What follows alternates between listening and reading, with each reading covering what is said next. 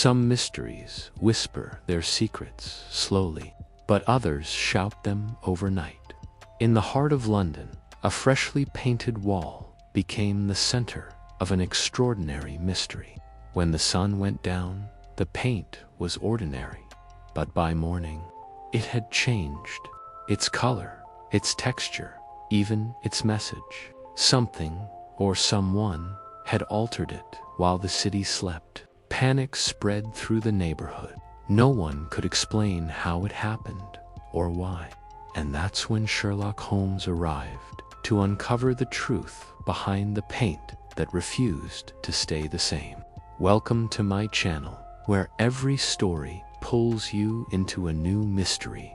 Every case tests your instincts, and every clue brings us one step closer to the truth. In today's case, Holmes faces a puzzle that challenges logic itself, a wall that transformed overnight, and a trail of clues hidden in plain sight. Stay with me till the end, because the real reason behind this strange transformation isn't just smart, it's brilliantly deceptive. Before we dive in, hit that subscribe button so you never miss a mystery. And tell me in the comments where you're watching from. It's always exciting to see detectives from around the world joining the chase. So, pick up your cup of tea and get comfortable, because today's case is worth every second until the very end. Chapter 1. The Impossible Crime. It was on a sullen gray morning in early November that I first heard of the strange business at Witham Place. A modest yet stately country house situated on the outskirts of Oxfordshire. The news reached Baker Street, not through our usual messenger, Inspector but in the form of an urgent telegram from a certain Lady Eugenia Brackmore, a name I had not heard before, but which, judging by Holmes' expression, carried no small weight in aristocratic circles. Holmes was seated as usual in his armchair by the fire, long fingers steepled with the morning paper abandoned on the rug, and a faint trace of amusement on his lips. I had just returned from my morning constitutional when I found him staring into the embers as if divining the future. "Watson," he said, without turning, "you may wish to pack a small bag. I believe the country air of Oxfordshire will be a welcome relief from the city's current damp." "Another case?" I asked, hanging my coat. He handed me the telegram without a word. "Urgent. A most alarming and inexplicable occurrence has taken place. I implore your immediate attention. Witham Place, Eugenia Brackmore." "She offers no detail," I observed, reading it twice. "What sort of occurrence could demand your presence so pressingly, Holmes?" "The sort," he replied, finally rising and stretching his limbs, "that is better shown than described. I have taken the liberty of telegraphing her back. We are expected on the midday train. Witham is some 30 minutes beyond Oxford. By 3 o'clock, we found ourselves seated in a carriage rattling through the leaf-strewn lanes of the countryside, the trees bare and spectral in the fading afternoon light. Holmes spoke little during the journey, save to inquire if I recalled the Brackmore family. He seemed faintly surprised when I admitted I did not. Her late husband, Lord Roderick Brackmore, was an eccentric collector of antiquities, Holmes explained. Rumors of smuggled Greek relics and disputed Egyptian scarabs clung to him like ivy to a chapel wall. He died some 5 years ago, and Lady Eugenia has kept largely to herself since then. Our arrival at Witham Place was greeted by a hush that seemed to hang over the estate like a veil. The manor itself was an imposing Georgian structure of ivy-clad stone, its windows tall and shuttered, and its grounds well tended yet curiously subdued.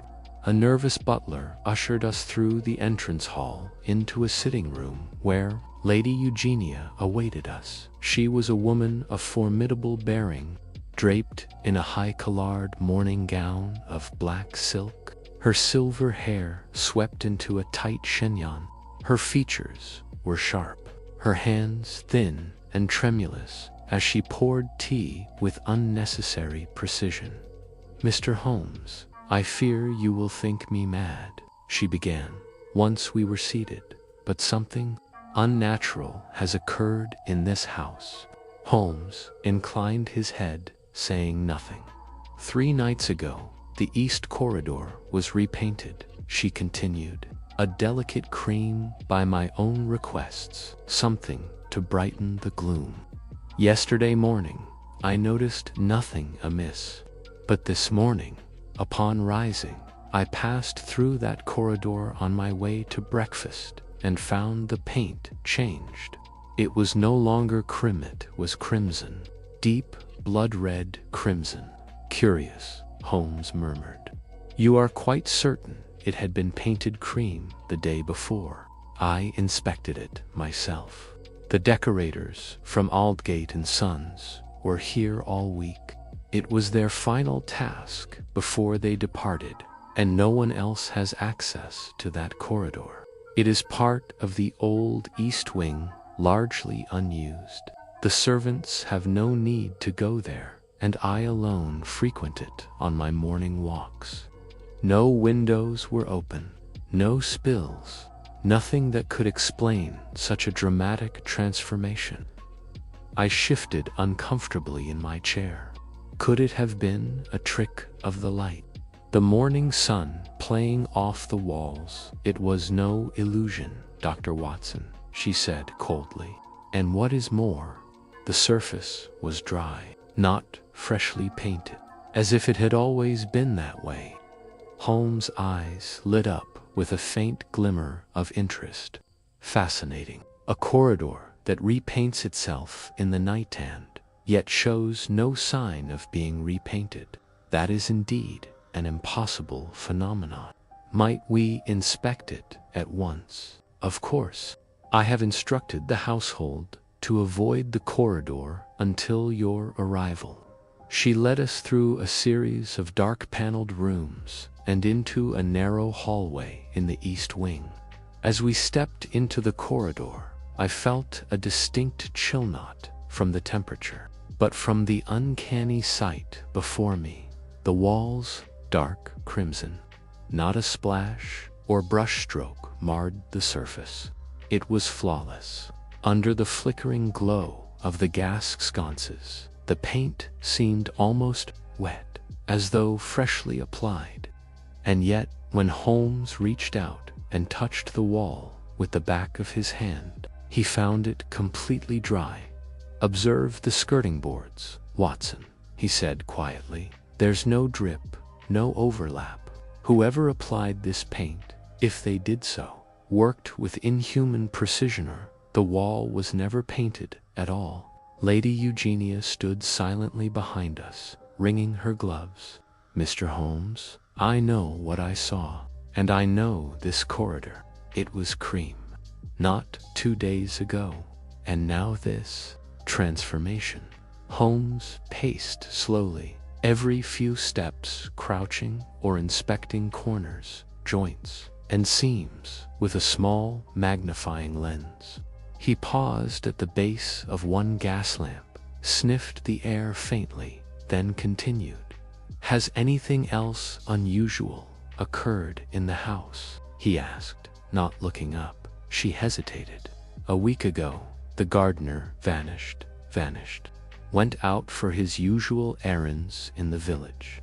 Never returned. At first, we believed he'd absconded, but now, I wonder." Holmes turned back toward the crimson wall, expression unreadable. "A gardener disappears. A corridor changes its color overnight, and not a soul heard a sound." He smiled thinly. "Watson, I believe we are at the very threshold of a most peculiar enigma." Chapter 2 of Scarlet Walls, and vanished minute was later that evening. Long after the sun had dipped below the horizon and the autumn fog had crept up from the fields, that Holmes and I took our seats in the small library that adjoined our guest rooms. A fire had been laid by the housemaid at Holmes' quiet request, and the golden lamplight softened the severity of the dark oak shelves. Despite the comforting glow, I could not shake the feeling that something unseen lingered in the halls of Witham Place, something elusive. But watching Holmes, ever the embodiment of control, sat cross-legged before the fire, his long fingers steepled beneath his chin. He had said very little since our examination of the Crimson Corridor, save for a polite comment at dinner and a passing interest in the family's wine cellar. I had grown used to his spells of introspection, but this one carried an added stillness, as though his thoughts were circling something not yet within reach. "I take it you found something odd in the corridor," I prompted, settling into the chair across from him with a tumbler of port in hand. "Or are we truly chasing shadows and household paint?" "Not shadows," he replied, his eyes fixed on the fire. "But we may well be chasing something that prefers to remain unseen." He turned slightly toward me. "What do you make of Lady Eugenia, Watson?" I considered. "Sincere, I should say. Not prone to fancies. She strikes me as someone who values control, her home, her routine, even her emotions. For her to send such an urgent telegram suggests genuine alarm. Indeed, she is not a woman given to exaggeration, and it is precisely her restraint that makes this matter so compelling. A woman of such disposition does not panic over paint. But what, then, if not a mistake or illusion? Are we to believe that someone repainted the corridor overnight in silence and departed unnoticed?" Holmes gave a soft grunt of amusement. "A fair question. Let us entertain that hypothesis. Suppose someone did repaint the corridor. By what means, and for what purpose? To create confusion, perhaps. To frighten Lady Eugenia, or to hide something beneath the fresh paint." Holmes nodded approvingly. "Ah, Watson, always returning to the body beneath the floorboards. Sensible. But if that were the case, why crimson? Why not match the cream and go unnoticed?" That silenced me. "The transformation is intended to be seen," he continued, "to provoke reaction, which means it is part of a larger intention, psychological, perhaps, rather than physical. And yet," he rose and began to pace slowly across the room, hands clasped behind his back. "There is a single thread that interests me more than all others in this tapestry, the vanished gardener. You believe the two events are connected?" "Unquestionably. In my experience, coincidences of such precision are rarely innocent. A man disappears without a trace. Days later, a corridor changes its appearance overnight. If we suppose that both events are part of a design, however cryptic, we must ask who benefits from each." Tive frowned. "What do we know of the gardener?" "Very little," Holmes replied. "But I made inquiries this afternoon while you were speaking with the housekeeper. The man's name was Caleb Roth. Local, unmarried, no close kin, worked here for 3 years, without complaint. Lady Eugenia reports no unusual behavior, no debts, no disputes. Yet he vanishes on a clear Tuesday morning, with no belongings and no farewells." Holmes paused by the bookshelf and ran a finger along the spines. "I also examined his quarters in the servants' wing. Neat, modest, nothing out of place, except He turned with a glint in his eye, a small stain beneath the bedpost. I sat up straighter. Blood. No, Holmes said, though the idea occurred to me. It was pigmented red oil paint soaked into the grain of the floorboards. Quite dried, but unmistakable. The fire popped softly in the hearth. My thoughts returned to the crimson wall dry, flawless, and yet fresh as if painted only hours before. A sense of quiet unease settled in my chest. Could he have been involved in the painting? I asked. Possibly, perhaps, even likely. But that leads to a darker consideration. If Caleb Roth painted the corridor orders or otherwise, and then vanished, what became of him? Holmes resumed his seat and looked into the fire. There is also this, he added. The paint itself. He leaned forward and retrieved a small strip of white linen from his coat pocket. On it was a faint, reddish smear. I took a sample from behind the skirting board, he said. Not visible unless one knows precisely where to look. The hue is unlike anything I've seen, from a commercial supplier closer to an artist's vermilion than traditional interior paint.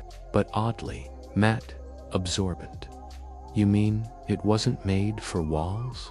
Precisely. Which raises another question. Who supplied it, and why? The door creaked gently, and the butler entered to inform us that our beds had been prepared. Holmes nodded, but waved him away with a distracted hand. As the door shut once more, I rose and poured myself another measure of port. Do you suspect the servants? I suspect nothing yet, Holmes said softly, but I observe much. The housekeeper is tight-lipped, the footman nervous. Something foul haunts these walls, Watson, and it is not merely paint. He rose and moved toward the window, where the fog pressed against the glass like a restless phantom. Tomorrow, he said, we shall visit the village. I should like to learn more of Caleb Rothstand, whether he vanished alone. Chapter 3. The Corridor of Curious Contradictions. The following morning dawned with a sky the color of pewter and a mist so dense it seemed to roll through the corridors of Witham Place itself.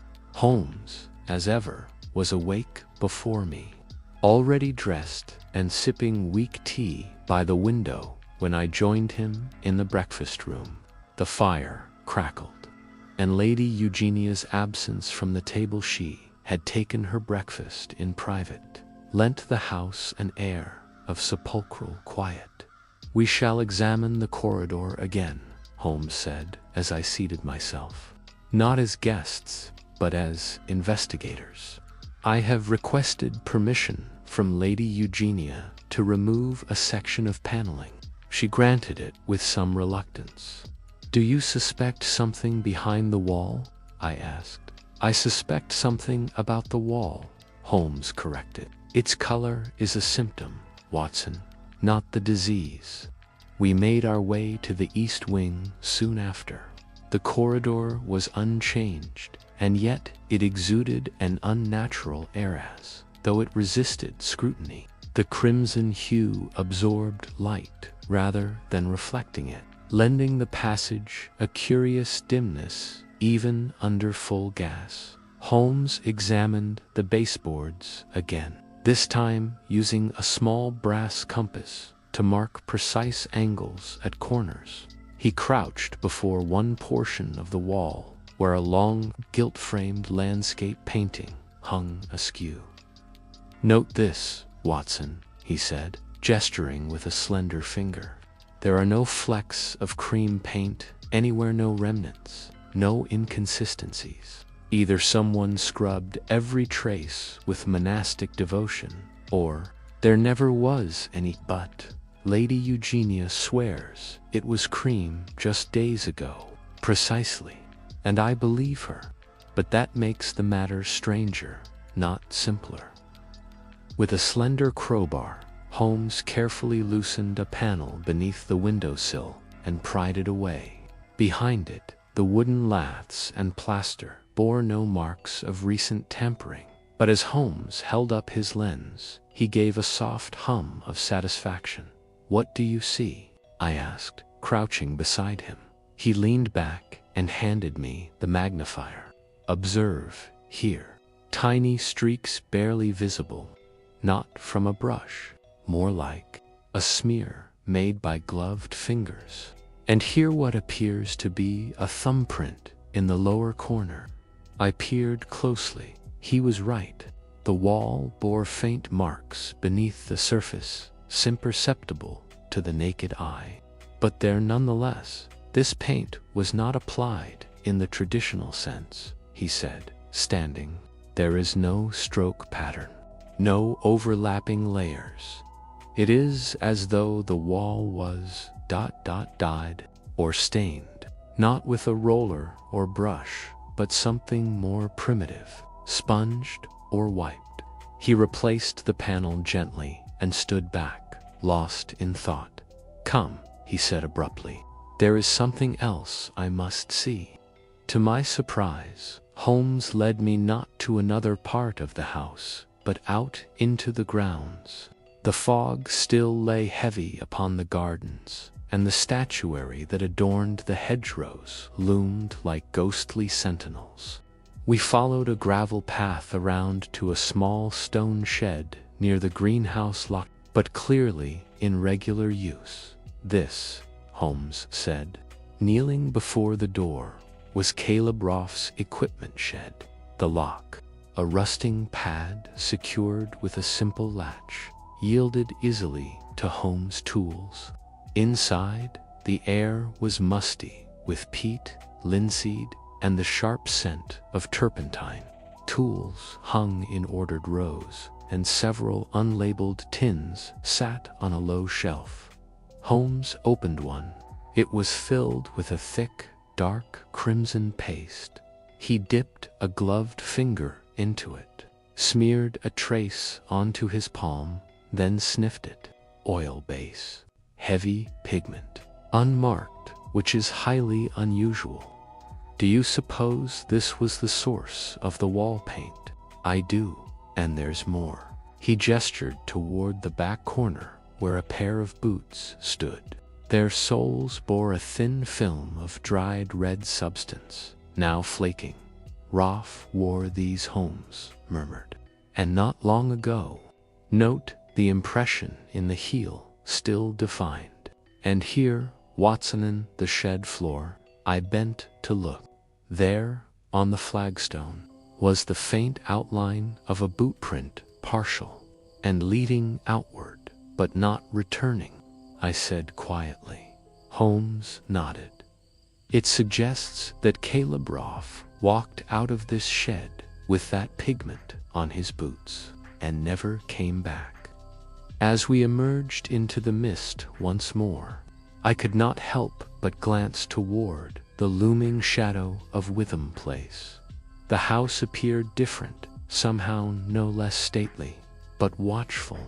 Holmes said nothing as we made our way back inside. His gaze drifted from chimney stacks to windows, and finally to the east wing. "The material," he said, "the boots, the sample behind the wall suggest that Roth was involved in altering the corridor. But the method remains elusive, and his disappearance," I pressed. "Do you think he was silenced or fled?" "Neither," Holmes said. "At least, not yet." We returned to the library to find a small envelope placed upon the side table. Inside was a neatly folded note in a strong feminine hand. "Mr. Holmes, I have recalled something else small, perhaps irrelevant, but troubling. On the morning I discovered the change in the corridor, the dog refused to enter. He barked at the wall and ran." Eugenia Brackmer Holmes reread it twice, then smiled a sharp, knowing smile that told me some piece had shifted into place. Watson. He said, I should like to know whether a dog sees color or scent. Chapter 4. Guests and Ghosts of Witham. Place. The drawing room of Witham Place was a study in faded elegances, velvet drapes, heavy with dust, and its portraits gazing down with the weary suspicion of generations long departed.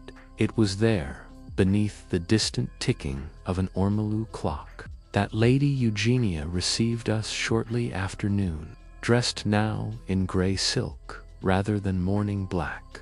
I have taken the liberty of summoning the house's remaining residents, she said, her voice cool and composed, though her eyes darted once toward the east wing. Some, I imagine, you will wish to speak with directly. Holmes inclined his head slightly. You are most accommodating, Lady Eugenia. There is no greater threat to truth than incomplete acquaintance with the players of a mystery. I warn you, she said, folding her hands with practiced restraint. This is not a house accustomed to suspicion, and yet it has hosted much of it. I suspect, Holmes murmured, just low enough for only me to hear. We did not wait long. Within minutes, 4 individuals entered the room, one by one, each stepping into the golden lamplight with a subtle wariness. Holmes sat near the fireplace, motionless as a statue, while I took mental note of every face. The first was Mr. Octavius Brackmore, nephew to the late Lord Roderick and the presumed heir to Witham Place. He was a lean man of about 40, with a military mustache, rigid posture, and eyes like dull marbles. His dark cravat was knotted too tightly, and he carried himself with the stiff resentment of a man used to waiting in other people's drawing rooms. The matter of the paint, I understand, he said with barely concealed derision, is being treated. No, Mr. Brackmore, Holmes replied without looking up, only as an inconsistency. I am here to resolve it. Octavius gave a curt nod and retreated to a corner, his arms folded like a sentry's. The second guest was a woman, Miss Clara Brack, the younger sister of Octavius and Lady Eugenia's late niece by marriage.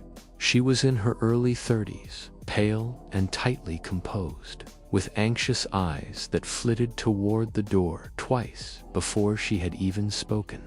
Lady Eugenia is not well, she said quietly. This house. It has not been right since Lord Roderick passed. Do you mean spiritually, Miss Brack? I asked. Her lips tightened. I mean in spirit, yes, but not ghosts. There's a difference. Holmes raised an eyebrow, but said nothing. The third guest was the house's companion and sometimes secretary, Mr. Edwin Vale. He was a man of scholarly bearing, his hair prematurely white at the temples, spectacles perched low on his nose. He greeted Holmes with a respectful bow, but I noted a tremor in his hand as he adjusted his cuffs. I've heard of you, Mr. Holmes. I dare say the matter here is perplexing. More so with every hour, Holmes replied, though I trust the people in this house will do much to lessen that. Mr. Vale gave a polite smile, but did not speak again. Lastly came Mrs. Isabel Trent, the housekeeper, an older woman with a stony face and a voice like dried leaves. She stood stiffly near the door and acknowledged us with a faint nod, as though summoned to court against her will. I've kept this house 30 years, she said. Never known trouble like this. You were present the morning the corridor was found altered, Holmes asked. I was, and I told her ladyship it was a trick of the light, but she would not hear it. And you have no explanation for the change? No, sir, none at all. She glanced quickly at the others. "I see to the brass and linen, not the paint on the walls." Holmes rose at last and addressed them all. "There has been no accusation," he said calmly, "only inquiry. But we are dealing with two facts: a wall whose color defies explanation, and a gardener who vanished without a trace. I shall ask each of you to remain within the grounds for the next day or two. Dr. Watson and I will conduct private conversations at your convenience." He turned toward Lady Eugenia. "May we speak to the dog?" A few minutes later, we stood in the stone-floored corridor behind the scullery, where a brindled spaniel with sharp eyes and twitching ears sniffed eagerly at Holmes' hand. Its name was Corbin, and it appeared to have recovered from its fright. "He refuses to enter the east wing," Lady Eugenia confirmed.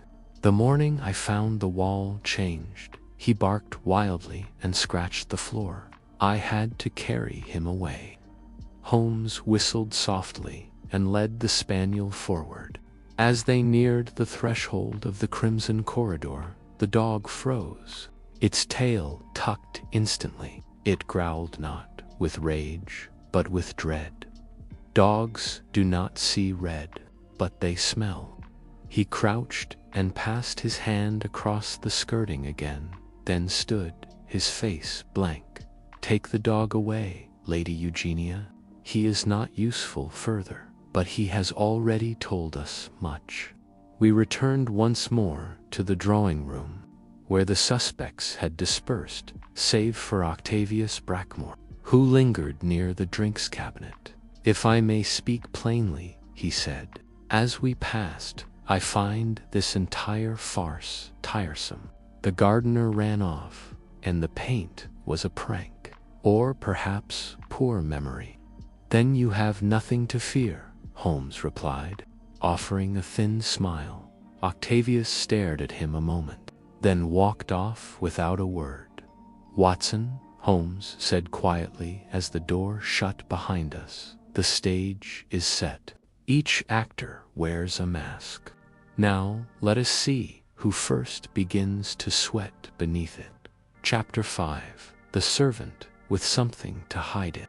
Was nearly noon on our second full day at Witham Place, when Holmes requested that I accompany him to the kitchen wing. Though his manner remained as composed as ever, I detected in his bearing a growing keenness, a sharpening of attention that told me some idea had begun to crystallize. He often grew most quiet when a theory first began to take root. "I have observed," he remarked, as we passed beneath the low stone archway leading to the servants' hall, "that every great house keeps two sets of records, those written in ledgers, and those preserved in silence by the help. It is time we leaf through the latter." The hallway was cooler here, the air tinged with smoke, and the rich, earthy scent of roasting parsnips. A scullery maid curtsied as we passed, eyes wide with curiosity and more than a little fear. Holmes took no notice. He paused at the housekeeper's quarters, knocked once, and entered without waiting. Mrs. Isabel Trent, the housekeeper, was seated at a small table, laboriously darning a pair of socks by lamplight. Her lined face barely changed expression as we entered, though her lips thinned slightly. "Mr. Holmes," she said, "I trust you have permission to be here." "I trust I require none," he replied lightly. "If truth be the object of our mutual interest." She set her work aside with exaggerated care. "I've told you already, sir. I've nothing more to say about that wall. Perhaps, but I've not yet asked you the questions I intend to." There was a long pause. Then Holmes stepped forward, his tone softening. "Mrs. Trent, a man is missing. A corridor has been transformed in ways that defy natural explanation. These things do not occur without intent, and intent, in a household like this, rarely goes unnoticed by its keeper. She stared at him for a long moment. Then, slowly, she stood and walked to a cabinet near the hearth. From within it, she withdrew a small parcel brown paper, tied with string and laid it on the table. "This," she said, "was found beneath Caleb Roth's bed 3 days ago. I did not tell her ladyship. I meant to burn it." Holmes undid the string and unfolded the paper. Inside was a thick square of cloth canvas, stiff and stained in irregular blotches of deep red and ochre. Along the edge was a torn remnant of a label, "Sable Fine Pigments, Paris." This was his, she said. The boy had taken to painting things, scraps of wood, old tins. Thought he'd talent. I let it pass, but I warned him not to bring strange colors into the house. And that, she gestured to the cloth, that came from somewhere else. I know every cleaner and varnish in this house. That's not from Witham. Where did he get it? I don't know. He never said, but he was meeting someone at night. Twice I saw a lantern down by the old orchard, always gone before I reached it. Holmes folded the canvas carefully and tucked it into his coat. "You protected him," he said. "He was a fool," she snapped, "but not wicked. Just foolish." "Did he quarrel with anyone?" Her eyes flickered just once. "Mr. Octavius," she said. "They had words. I don't know why, but I heard raised voices near the stables 2 nights before Caleb vanished." Holmes nodded. "That is helpful. Thank you." As we stepped back into the corridor, I glanced at him. A secret artist's cloth. Meetings in the orchard. It seems our gardener was no simple country lad. Far from it, Holmes said, and Mrs. Trent's reluctance confirms it. She may not know everything, but she knows enough to fear it. We passed the butler, an elderly fellow named Griggs, on the way back to the main house. Holmes stopped him with a quiet word. "Mr. Griggs, a quick question. Do you recall any deliveries to the house in the fortnight prior to Caleb's disappearance?" The man furrowed his brow. "Aye, sir. A parcel arrived just after Michaelmas. French address." "Very strange lady," Eugenia said. "She hadn't ordered anything." "Do you know who accepted the delivery?" "Caleb did. Signed for it himself." Holmes smiled faintly. "I see. Thank you." We had barely re-entered the central corridor when Mrs. Trent approached us, her brows furrowed and lips pursed in tight disapproval. "Mr. Holmes, Dr. Watson, a moment, if you please. Miss Clara wishes to speak with you. She is in the West Gallery." The West Gallery, with its arched ceiling and stained glass windows, felt more like a chapel than a hallway. Clara Brackmore stood at the far end, framed by the tall window like a portrait come to life. She wore a gray woolen shawl and clutched it tightly, though the gallery was warmer than the rest of the house. "I asked to see you because, well, something has come to my attention. I didn't mention it before because I wasn't certain what it meant." "We are all ears," Miss Brackmore Holmes said gently. She hesitated, then withdrew a small, crumpled paper from her coat pocket. "I found this yesterday morning, inside one of my sketchbooks. I hadn't opened it in over a week. It's not my handwriting." Holmes took the note and examined it. The paper was yellowed slightly, as if aged deliberately, and the ink faded. But the message was still readable. "The walls whisper in the dark. Follow the cracks. Trust only silence. See, Holmes read it twice before handing it to me. You believe the C stands for Caleb? I asked. Clara nodded. I can't be sure, but who else would leave it? It's absurd, I know, but I had this strange feeling someone had been in my room. Did you speak with anyone about this? Holmes asked. Only Edwin, she said, glancing down. He told me not to worry, that it was probably something I had scribbled and forgotten. But it's not mine. I know my own handwriting. Holmes paced the gallery slowly. This note followed the cracks, and yet the corridor was newly painted. The paint was deliberately applied to obscure something. Might it have been actual cracks? That corridor's plaster is over 100 years old, Clara said. It always had strange patterns, fine lines like spiderwebs in the surface. Grandmama hated them, but they were never dangerous, just old. And now they are gone, Holmes said softly. And so is Caleb. He turned on his heel. Come, Watson. We must see the corridor again. There is something I must test. We retraced our steps to the upper passage. Holmes once more approached the wall and withdrew from his pocket a small vial and a scrap of cloth. What is that? I asked. A potassium dichromate solution. If the surface is recently painted, this will stain it orange. If older, it will barely react. He dipped the cloth, dabbed a section of the wall beneath another painting, and waited.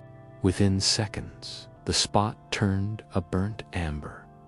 As I suspected, he said grimly. Recent, extremely so. But we knew this. We did. But the placement is telling. Look how the paint ends precisely behind each frame, stopping with surgical precision. It means the painter was matching old patterns on the wall. Someone wanted to reproduce the illusion of age while burying the truth. Holmes stooped and pressed a palm against the lower section of wall. He tapped gently, then harder. A hollow thud answered him. That, he whispered, is not solid stone. I knelt and did the same. The wall gave slightly under pressure, barely perceptible, but present. There was space behind it. A false wall, I said, or a hollow panel, perhaps even a passage. Holmes scanned the skirting board, then the cornice above. Finally, he turned and walked several paces to the left, toward a carved wooden sconce shaped like a lion's head. He gripped the lion's jaw and twisted. There was a faint click. The panel beneath, the recently painted section of wall, shifted. A crack formed where none had been before, and with a gentle push, Holmes revealed a narrow gap just wide enough for a man to slip through sideways. The darkness beyond yawned like a throat. We shall need a lamp, Holmes said. No telling what lies inside. Within minutes, Mrs. Trent returned with a small oil lamp, her face pale and silent. Holmes took it, lit the flame, and entered the hidden space first, crouched low. I followed with hesitation. The space behind the wall was narrow and musty. A forgotten servant's passage or architectural redundancy sealed off generations ago. It stretched a few yards before branching into two smaller paths, one downward into shadow, the other twisting toward the east wing. On the floor lay a crumpled scrap of fabric.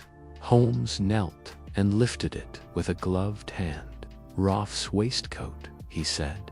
Recognize the embroidery? I did. The gold threaded R upon the lapel was unmistakable. And this? Holmes lifted something else, a length of string with a small lead weight tied at the end. A plumb bob, I said, used in construction or in measuring walls. He rose slowly. Caleb Roth found these corridors. Perhaps he was following the cracks, just as the note said. He knew something was hidden here, and whoever discovered he knew acted swiftly. But why paint the wall over? I asked. Why not simply seal the passage and be done with it? Holmes looked at me with a solemn frown. Because, Watson, the wall wasn't just hiding a passage. It was hiding something else. And whatever it was worth a coat of deception. Chapter 8. Beneath the manor's skin the narrow passageway yawned before us, like a tunnel dug into a long-forgotten crypt. Holmes held the oil lamp aloft, its flickering light casting erratic shadows that danced along the crumbling stone. The air was damp and strangely warm, with a cloying scent of mildew and something more metallic beneath it, blood, or perhaps rust. We pressed on, stooping to navigate the low ceiling.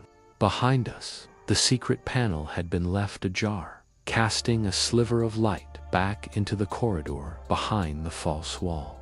That slim line seemed a lifeline now when we were steadily leaving behind. Holmes moved with measured purpose, his eyes scanning every inch. "This passage has been used recently," he muttered. "The dust is disturbed. See those scuff marks? Not from boots, but softer, perhaps slippers. You think someone in the house has been using it regularly? I'd stake my reputation on it." The passage twisted left, then dipped downward. At the bottom of the slope, a second corridor branched off to the right, partially collapsed where old beams had rotted and fallen. Holmes crouched and picked up a fragment of red-painted wood, same shade as the new paint upstairs, he observed. "It's not only the corridor wall that's been tampered with. Someone's been down here, concealing more than we suspected." I examined this. "Holmes, look here." I pointed to a section of wall where the plaster had buckled and flaked away. Behind it, the original stone was pockmarked and rough but embedded within it. Half buried was what looked like a brass ring. Holmes wiped the grime away and gave the ring a tug. A creaking groan echoed through the tunnel as a section of wall slowly swung outward, revealing a chamber behind it. The lamp's glow spilled into the small room. At first glance, it looked like a storage area, dusty crates, old linens, and the remains of broken furniture. But on closer inspection, Holmes' sharp intake of breath confirmed my own suspicion. "Watson," he said, pointing. "Do you see that?" At the far wall stood a chair plane, wooden and splintered at one armrest. Next to it was a length of rope, coiled and crusted with ichor, perhaps dried blood. More striking, however, was the object on the floor beneath it. A heavy artist's easel lay toppled, a shattered frame beside it. Smudges of dried paint, charcoal gray, crimson, and an eerie pale blue streaked the stones. Holmes crouched by the easel. "This is no studio," he murmured. "It's a stage. Someone recreated the act of painting, or recorded something they shouldn't have." "A confrontation?" I asked. "Between Roth and someone else?" He picked up a bent palette knife from the floor. "Possibly. But the scene feels too composed. Notice how the easel is broken, but the canvas remains missing. There are drag marks on the floor. Something or someone was removed from here recently." I felt a chill that had nothing to do with the damp. "A body?" Holmes didn't answer. He stood and walked to the crates. One had been pried open already. Inside were sheets of canvas, some stretched, some rolled. Another contained jars of linseed oil and turpentine, most unopened. "These materials are all new," Holmes said, "and yet they're stored in a place clearly abandoned for decades." He turned to me. "Watson, we must consider a bold possibility. Caleb Roth was lured here under the pretense of artistic opportunity. Someone knew he would be unable to resist the invitation to explore a hidden studio, and then he discovered the truth. Perhaps he stumbled on something, an unfinished painting, a memory, a secret he shouldn't have seen, and the person responsible ensured his silence." We both froze at the sound of movement, not from behind us, but from within the tunnels. A faint scrape, like cloth brushing stone. Holmes extinguished the lamp in an instant, plunging us into darkness. We listened. The noise came against soft, cautious footsteps, and then a hush, as if the presence had paused, aware. Holmes gestured silently. We moved backward, carefully, until we were pressed against the outer corridor wall. The footsteps grew louder, then stopped again, and then nothing. Minutes passed in oppressive silence before Holmes relit the lamp. The chamber was unchanged. Whoever had passed nearby had not entered. "We are not alone down here," Holmes whispered. He stepped quickly to the threshold and placed a thin thread across it, tying it from crate to stone. "A signal," he explained. "If someone enters, we'll know." We exited the hidden chamber and returned to the corridor, but Holmes did not yet turn toward the surface. He followed the other fork, the narrower one that sloped gently toward the manor's eastern side. This would lead beneath the older wing, he explained. Before the renovations in 1870, the manor had an entirely different structure. After 20 yards, we reached a dead-end door, so it seemed. Holmes crouched and examined the floor, then frowned. "This has been disturbed recently. Look, no moss growth, and the dust is thin." He tapped the stone with his heel. "A different pitch," answered. He pressed downward, and the slab shifted. Beneath it lay a hollow space, and inside, a wooden box, small, locked, and wrapped in oilskin.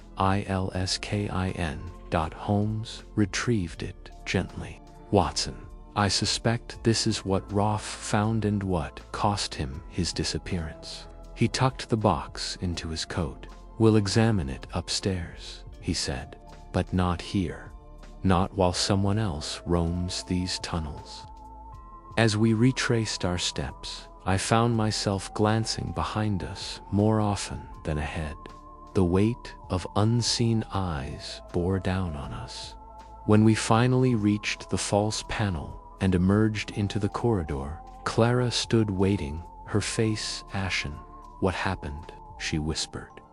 Holmes's reply was grim and measured. "I fear your family history is darker than you know, and someone is willing to kill to keep it buried." Chapter 9. The Locked Box. We sat once more in the drawing room, the fire crackling in a modest attempt to dispel the weighty dampness of the tunnels we had just escaped. Outside, the evening fog pressed against the window panes, gray and silent, like a second skin to the house. The box lay on the low table between us, still wrapped in its thick oilskin.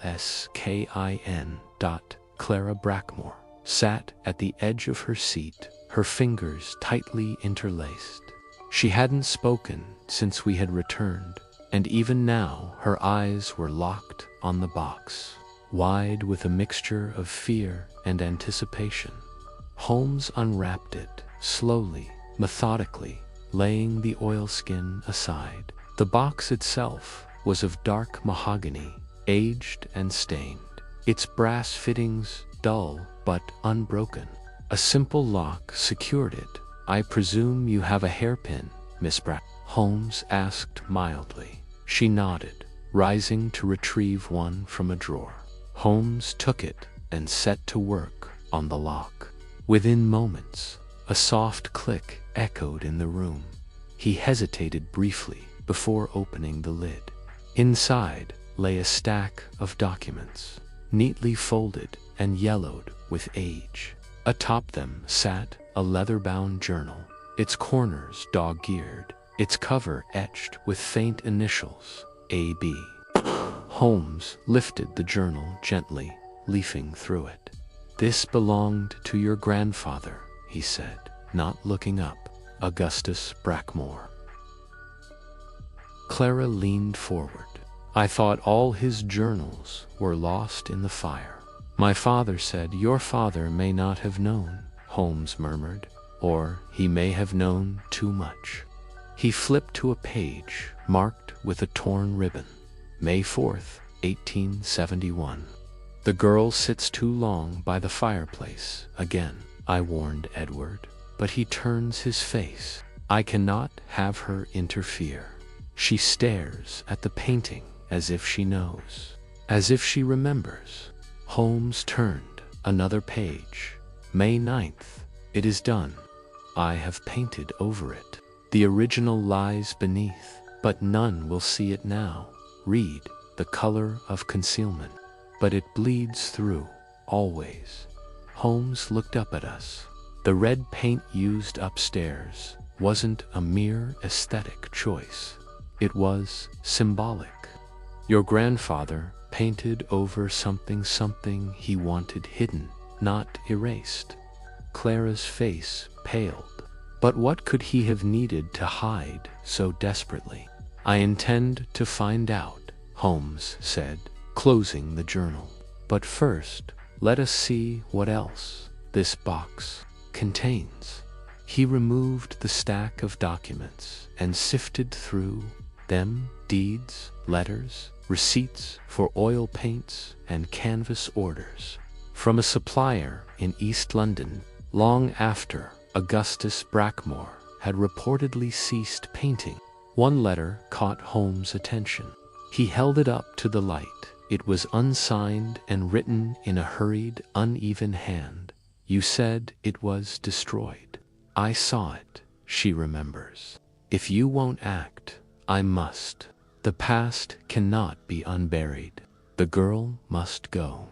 Holmes's expression darkened. "This is not the letter of a sane man." "Could it be Rolfe?" I asked. "Perhaps he discovered these records and understood their implications." Holmes shook his head. "The handwriting differs from Rolfe's. No, this comes from someone closer to the core. Someone who understood the significance of what was hidden beneath the paint." He laid the letter aside. "I believe the canvas beneath that wall upstairs is not merely decorative. It may be the key to understanding the entire affair." "Then why not tear it down?" I asked. Holmes smiled faintly. "Because I have no wish to destroy a possible masterpiece until I am certain of its purpose." He stood and began pacing. "Let us take stock. We have a hidden painting covered in red, a symbol of guilt or concealment, a tunnel leading to a secret chamber. And now this evidence that Augustus feared what was known by the girl, likely a reference to someone in the household, perhaps a servant or—" Holmes's gaze flicked to Clara. She stiffened. "You think it was my grandmother?" Holmes stopped. "Did your grandmother ever speak of strange happenings in the manor?" "She died when I was 5, Clara whispered. "I remember she sang by the window when no one was in the room, and she used to cover the painting in the hall with a cloth whenever guests visited. I thought it was just eccentricity." "Hardly," Holmes murmured. "She knew." He turned to me. "Watson, do you recall the smell in the tunnel chamber? Linseed, turpentine, fresh paint, and the missing canvas." "Yes, Someone has been attempting to restore or replicate that original painting. But the question remains, why? We were interrupted by a sharp knock at the drawing room door. It creaked open to reveal Mrs. Whitby, her face drawn. "Begging your pardon, miss," she said to Clara, "but there's someone at the door. A man asking for Mr. Holmes." Holmes arched a brow. "Did he give his name?" "No, sir. He simply said it was urgent. He's waiting by the east gate." Holmes exchanged a glance with me, then nodded. "Very well. Miss Brackmore, secure this box. No one must know of it for now." Clara moved to obey as Holmes and I stepped out into the hall, our footsteps echoing against the marble. We exited through the manor's side and descended the path toward the east gate, the fog curling around us like coils of breath from some ancient beast. The man who stood waiting was cloaked and hooded, but when he turned, the gaslight revealed a face gaunt and ravaged by guilt. "Mr. Holmes," he said, voice quaking. "I was told you would come." Holmes stepped forward. "And you are?" The man swallowed. "I'm Edward Brackmore, Clara's father." Chapter 10. Echoes from a guilty tongue. Edward Brackmore's face was a portrait of torment. His eyes, sunken and red-rimmed, avoided Holmes's direct gaze, flickering instead toward the looming silhouette of the manor behind us. He looked as though he had not slept in days. Holmes gave him no time for pleasantries. "You've been hiding." "Why?" Edward hesitated, then exhaled a ragged breath. "Because I know what lies beneath that paint." The fog thickened around us as Holmes gestured for him to continue. "My father," Edward began, "was a cruel man. Not outwardly, no. He played the part of a generous patron well, but in private, he obsessed about legacy, lineage, and above all his art.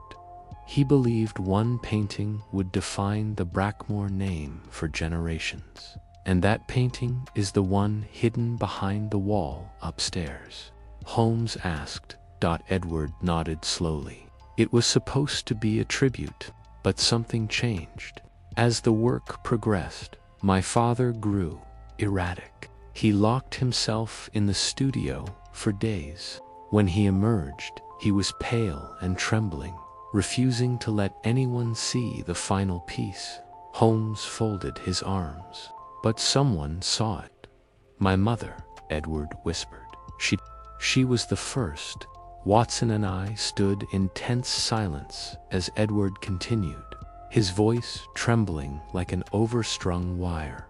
"She went into the studio one night, after he'd fallen asleep at the hearth. I remember waking to her screams." He paused, swallowing. "She told me the painting was wrong, profane, that it wasn't Eleanor anymore. She said the face on the canvas was something else entirely. She insisted he destroy it." "Burn it," Edward went on. But he refused. He claimed it was his masterpiece, that no one else could understand what he had painted, what had been revealed to him. A cold chill seeped through my coat, despite the relative stillness of the fog. "And so," Holmes said, "he painted over it." "Yes," Edward nodded. "He sealed it behind a new canvas, red, thick brushstrokes to bury what lay beneath. But it was never forgotten. My mother would not stay in that house after that. She left within the month. My father descended into madness shortly thereafter." Holmes's eyes narrowed. "And what of the painting? Did he ever attempt to uncover it again?" Edward looked down at his hands. "He tried once, but he claimed the paint bled back through, that no matter how many layers he applied, the original image would return in time." Watson leaned forward. "So you sealed the tunnel and had the door bricked. Edward nodded. I thought I could contain it. After his death, I buried everything: his journals, the studio records, even the housekeeper who helped him. Sent her off with a pension and strict orders never to return. And Clara? Holmes asked. You left her with the manor. I had no choice. She insisted on staying, and I couldn't bring myself to tell her the truth. I thought if I left, the past would stay buried. But someone else didn't want it to stay buried, Holmes said flatly. Rolf, perhaps. Or someone who discovered your father's secrets independently.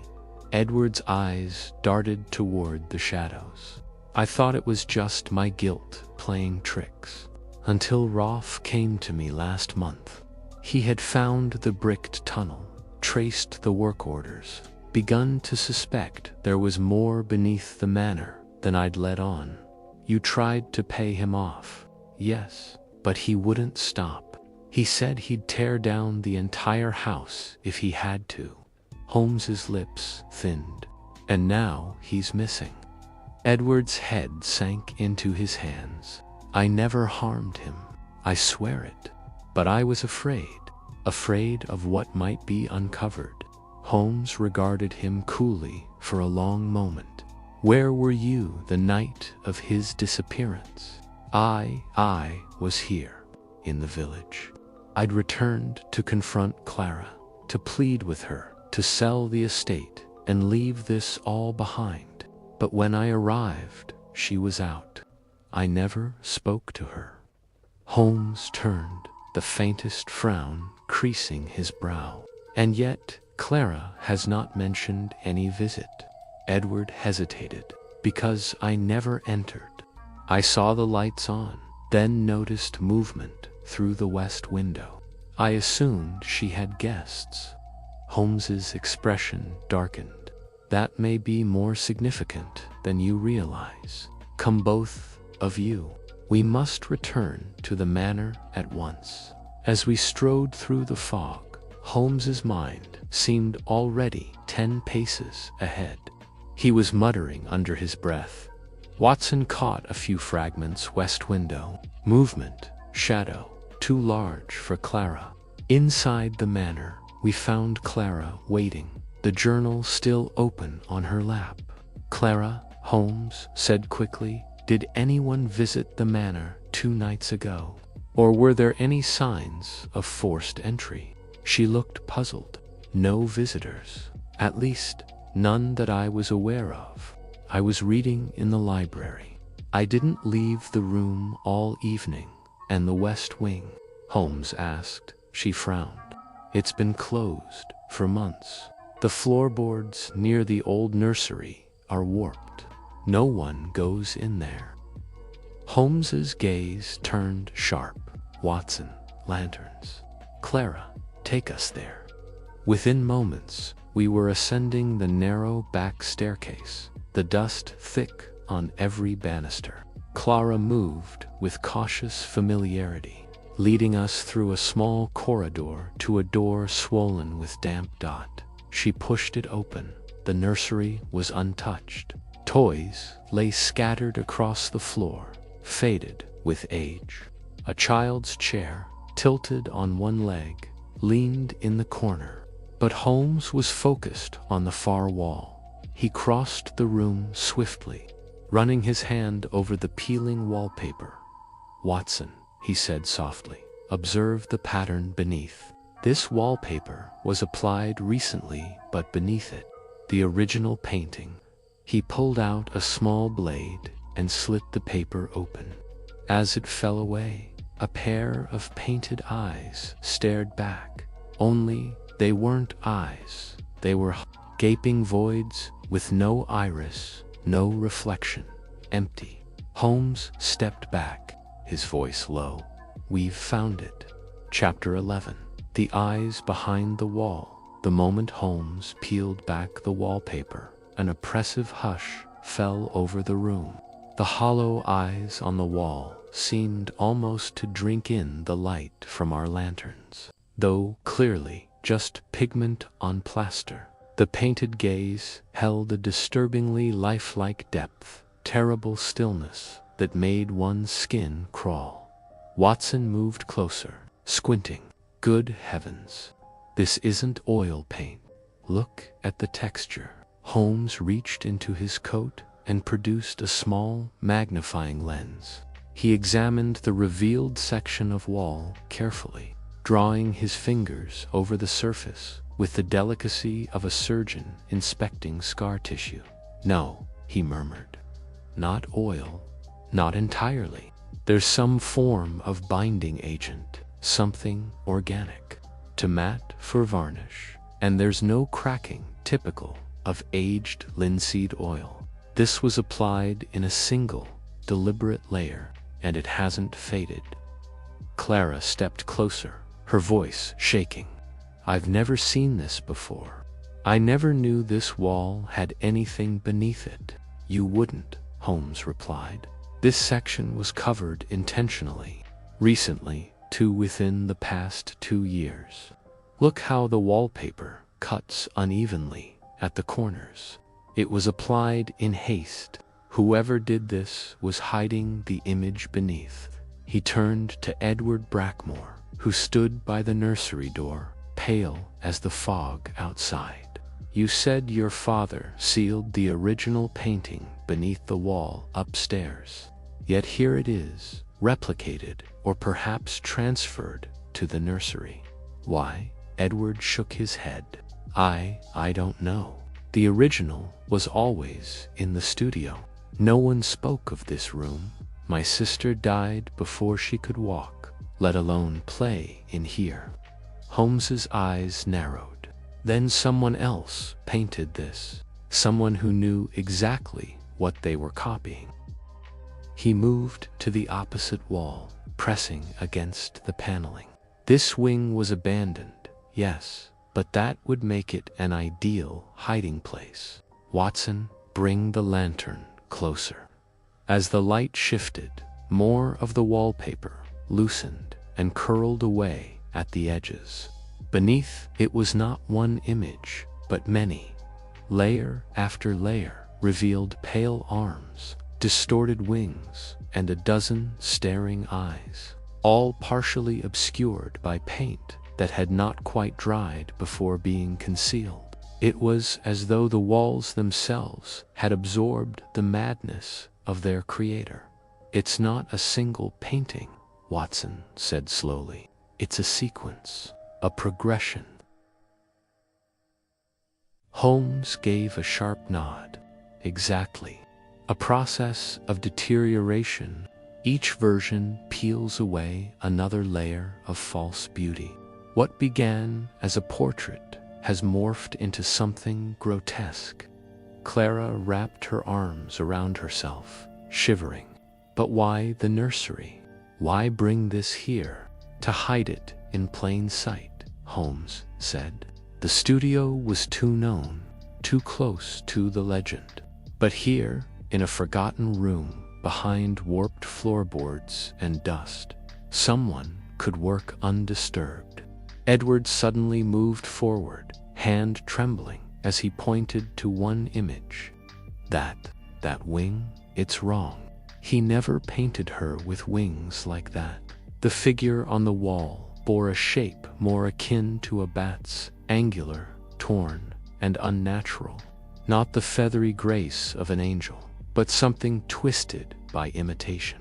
There was no beauty in it, only mockery. Holmes studied Edward for a long moment. Your father may not have painted this version. Edward frowned. But it's the same face, the same pose. Yes, but the strokes are different.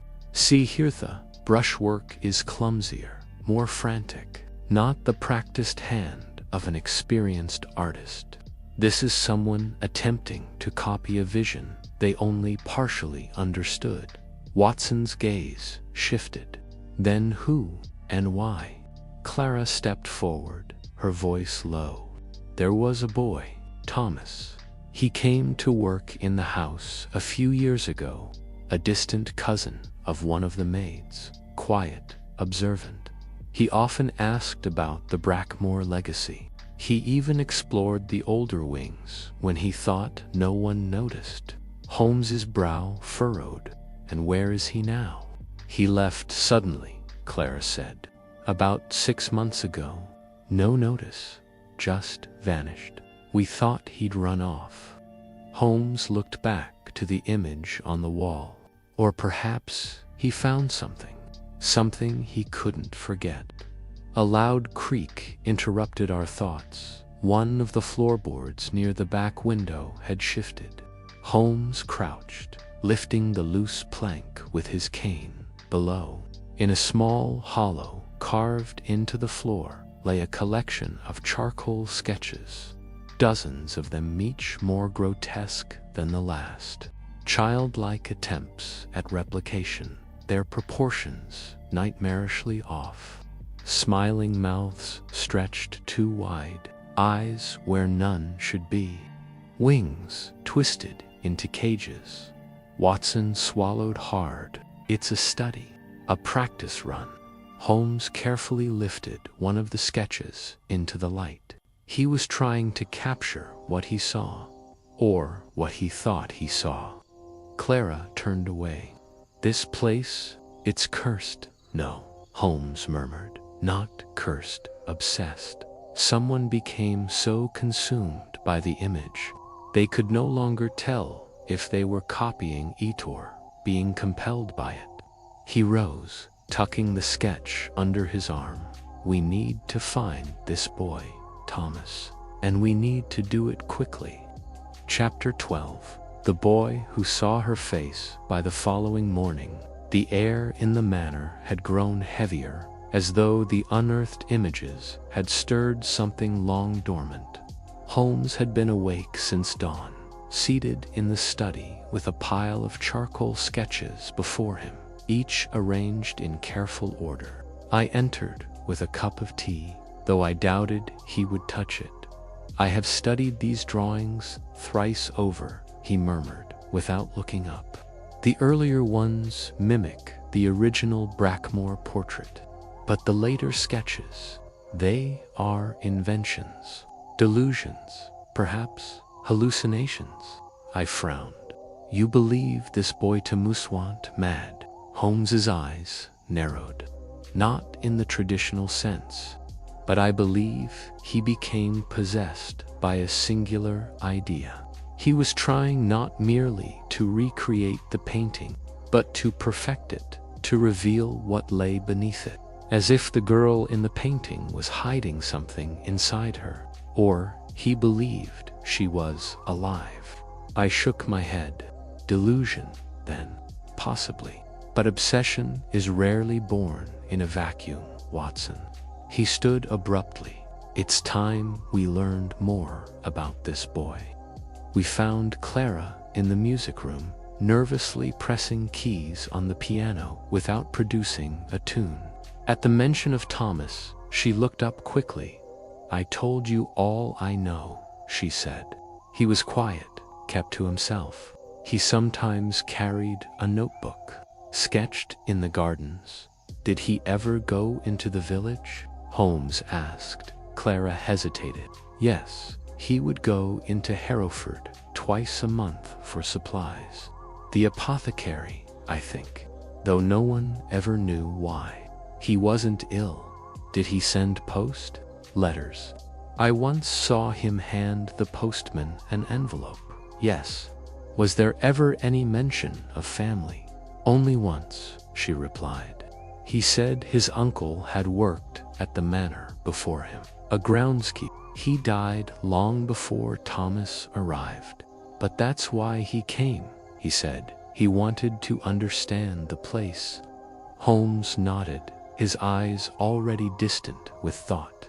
Watson, fetch your coat. We're going to Hereford.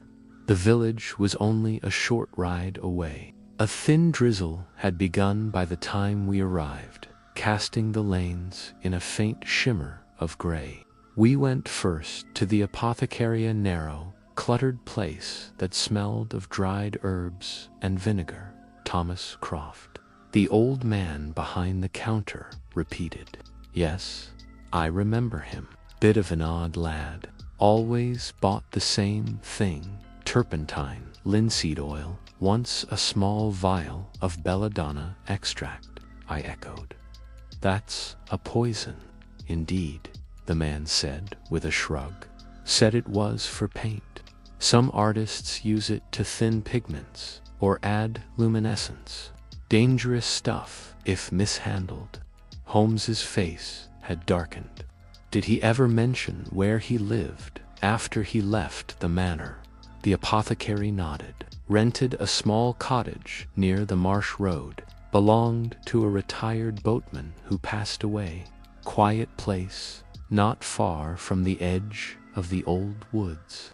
10 minutes later, we stood before the cottagette's roof, sagging slightly, the door half swallowed by ivy. No smoke rose from the chimney, and the windows were obscured with curtains or boards. Holmes knocked twice, then tried the handle. It creaked open. Inside was an oppressive stillness. Dust coated every surface. The smell of turpentine lingered in the air, along with something sour beneath it, mildew or decay.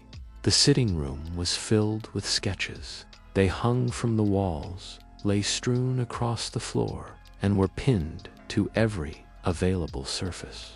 All of them featured variations of the same subject. A girl with pale eyes and dark curls, floating amid shifting shadows and disjointed limbs. Holmes examined a large canvas propped against the wall.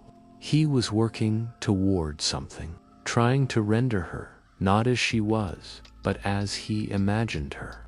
Look at this. Her face is almost featureless, as though he was trying to erase the original image. In the far corner sat an easel covered with a tattered cloth. Holmes stepped forward and slowly pulled it back. We both stared. The painting beneath was incomplete, but chilling in its clarity.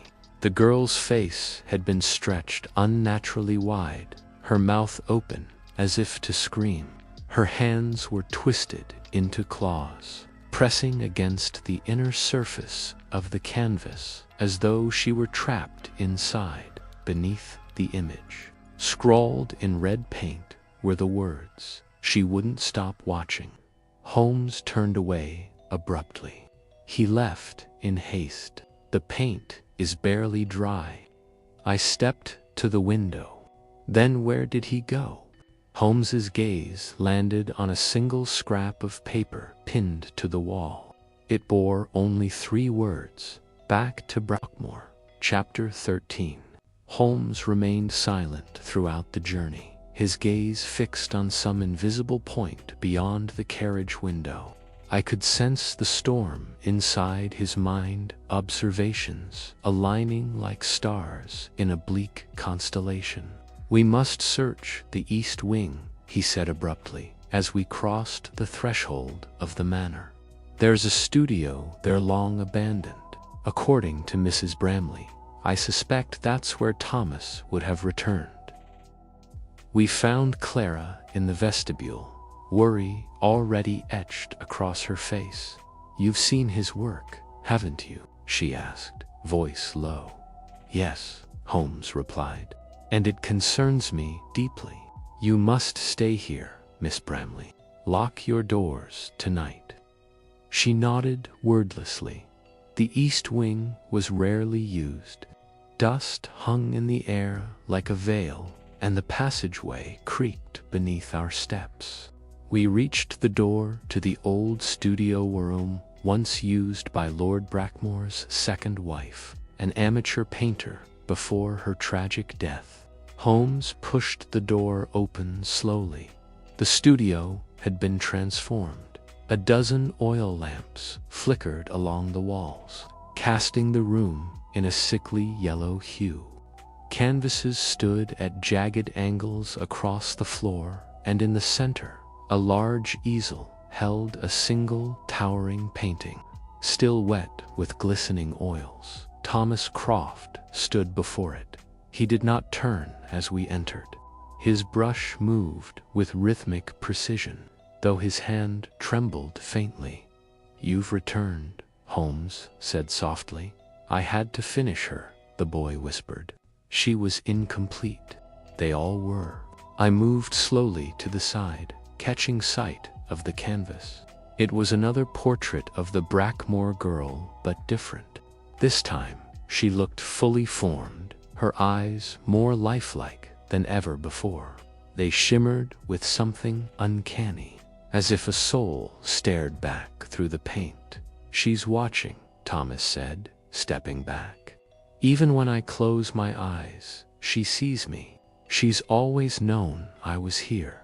Holmes stepped closer, his voice even. "What did you see that night, Thomas, when the painting changed?"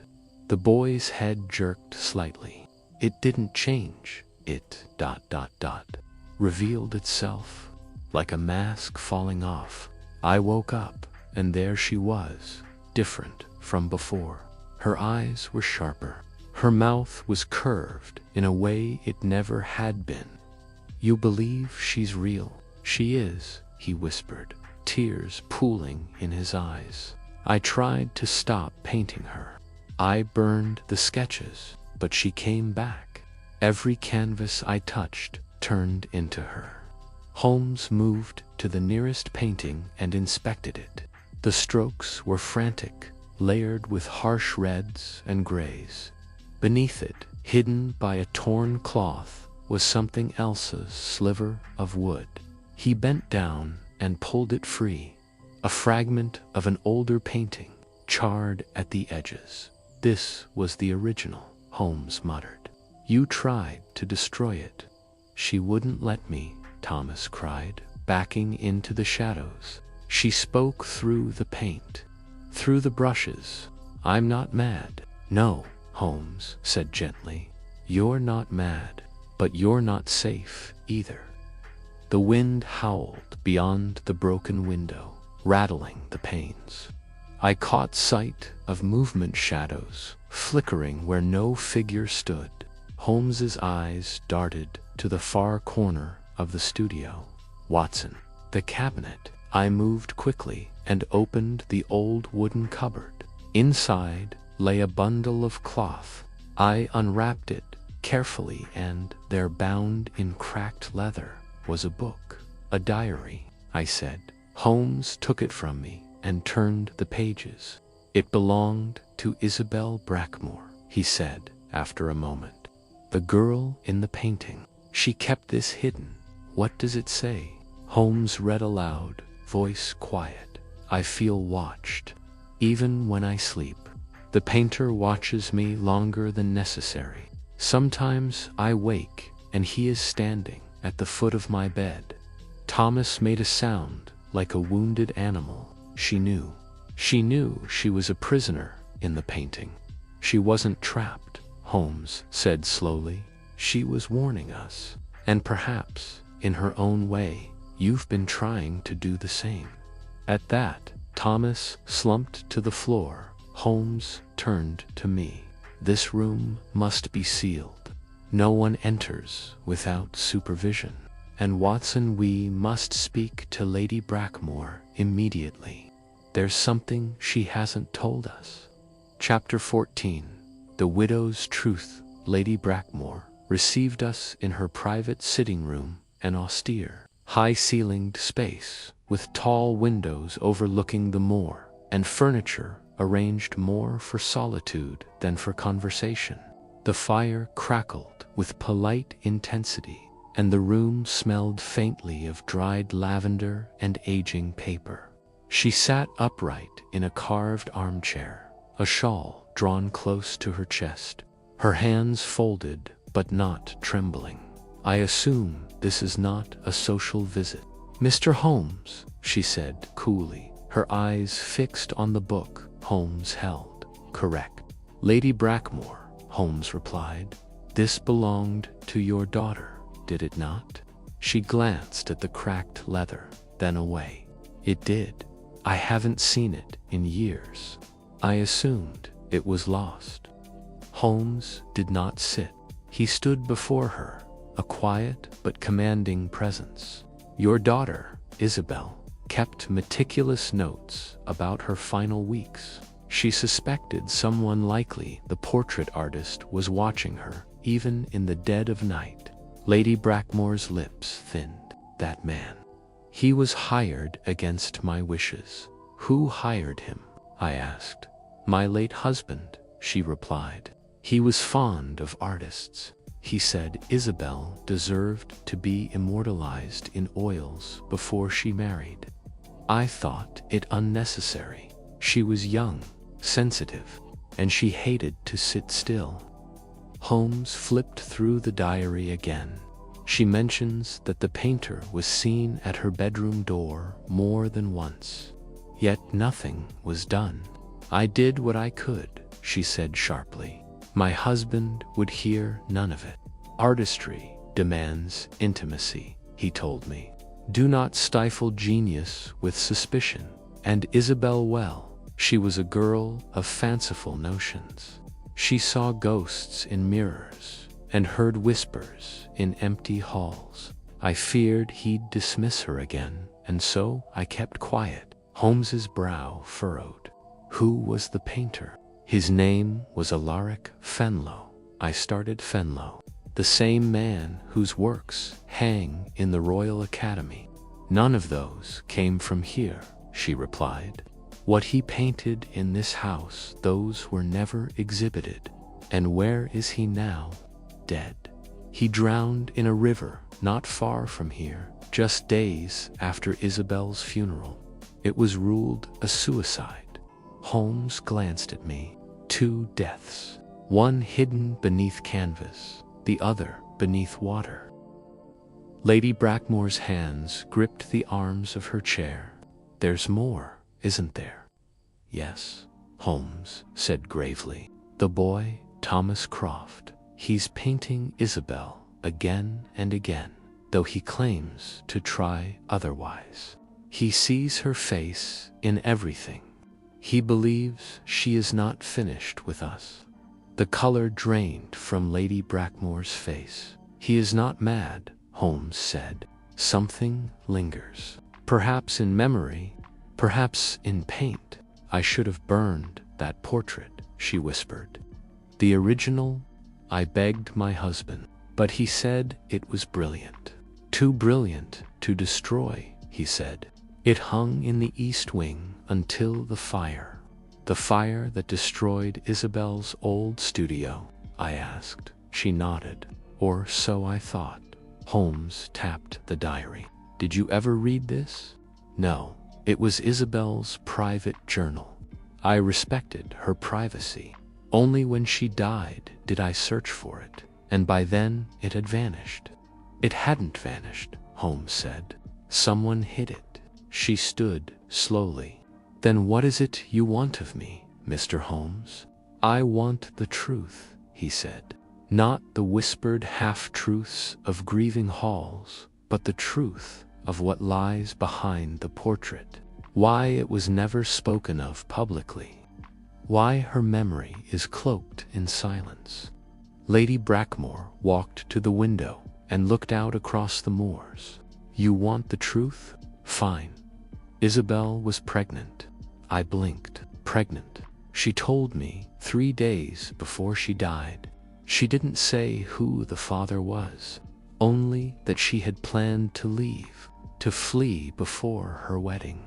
That the portrait was a cage her father had built. She died suddenly, Holmes said, but no cause was ever made public. There wasn't one, she whispered. No wound, no poison. The doctor said her heart stopped. Just ... stopped. Holmes stared into the fire. And now a new heart beats through the paint. Lady Brackmore turned. Do you think she haunts us? I think grief takes many forms, Holmes replied. But paint does not dry on its own, and images do not sharpen without a hand. He paused. There's something I must try, Lady Brackmore.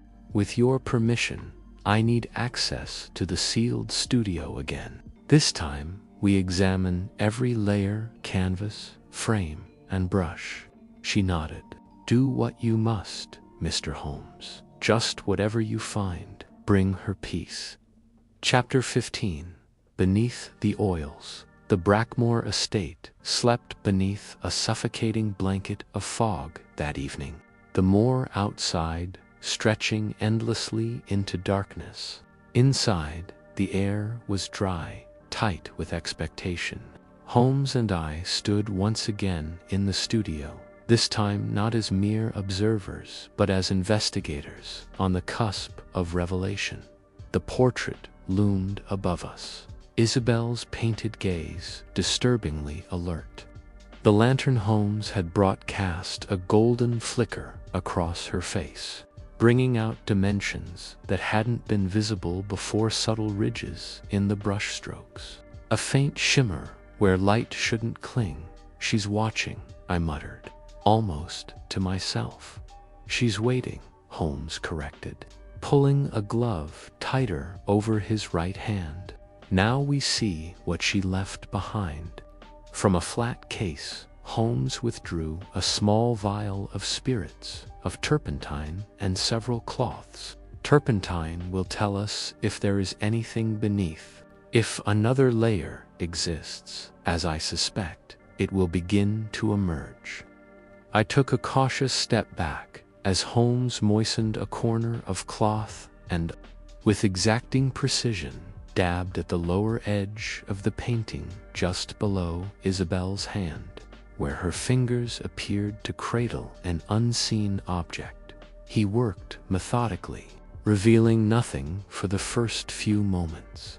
But then, Holmes, I gasped. The hand, it's different. Indeed, as the top layer dissolved, a darker hue began to surface. Her fingers, previously painted to rest gently in her lap, now grasped something. Holmes leaned closer. A pendant, a locket by the shape. He stepped back, lips tightening. It was painted over, deliberately concealed. Why? He didn't answer. Instead, he moved to the back of the canvas. Help me lift it down, Watson. The portrait was heavier than it looked, reinforced by a thick oak frame. As we laid it flat on the draped table, Holmes withdrew a scalpel and carefully removed the backing. Within the hollow space behind the canvas, nestled between the stretcher bars, was a thin envelope, brittle, sealed with a dab of crimson wax. Holmes broke it cleanly, removed the letter, and began to read aloud in a low voice. To whomsoever finds this, I leave behind what I could not say in life. The child I carry is not Charles's. It belongs to a man whose art was his madness. Sherlock Fenlow. He painted me again and again until I no longer knew if I lived for myself or the canvas. He said I belonged to the painting, that I would never leave it, that in oils I was his forever. I am afraid. He comes at night, not as a man, but something else. I hear him breathing in the walls. If you read this, I beg you destroy the portrait. Let me go. Isabel Brackmore's silence fell like a thunderclap. I looked to Holmes, shaken. She feared he would trap her. Inside the painting, Holmes's face was unreadable. It's metaphor, Watson. But perhaps not only metaphor. You mean the obsession passed to Thomas, like a curse, or a compulsion embedded in the work itself, Holmes said. Art, when driven by obsession, often leaves an imprint. The brush becomes a mirror of the mind. He gently laid the letter aside. This confirms Isabel's death was not simply one of the body. Her spirit, her will, was fractured long before her heart gave way. Then why the change in the painting now? Holmes rose slowly. Because the cycle has begun again. Thomas is repeating what Fenlow started. The house permits it. The canvas welcomes it. and Isabel's image cannot rest. Suddenly, the lantern sputtered. Its flame flickered and dimmed, as if choked by some unseen wind. Holmes steadied it and turned toward the canvas again. There, unmistakably, the faintest shimmer of wet paint glistened along her neckline, though neither of us had touched that portion. "She's changing again," I said, hoarsely. Holmes nodded. "We must act quickly. Before the work is complete." A heavy knock shattered the silence. The door to the studio creaked open and there stood Thomas, pale and breathless, his eyes wild. "I tried," he stammered. "I tried to stop, but Aishi keeps calling me. I see her in every dream, in every canvas." Holmes stepped forward. "Thomas, listen to me. The portrait must be destroyed." Thomas shook his head violently. "I can't. It's not finished. If I stop, she'll vanish forever." "That's what she wants," Holmes said gently. "Peace, not preservation." Tears spilled down the boy's cheeks as he dropped to his knees beside the painting. "Then help me end it." Holmes looked to me, and I nodded. "Very well," he said. "Then we do it together." Chapter 16. Fire in the frame, the silence that followed. Thomas's declaration hung in the air like the aftershock of a thunderclap.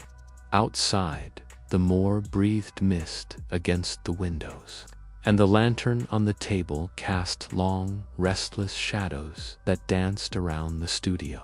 The portrait of Isabel lay prone beneath the light, her painted eyes still glistening, still watching. Holmes stood with an air of finality, his arms folded. "The work must be undone, for her, and for you, Thomas."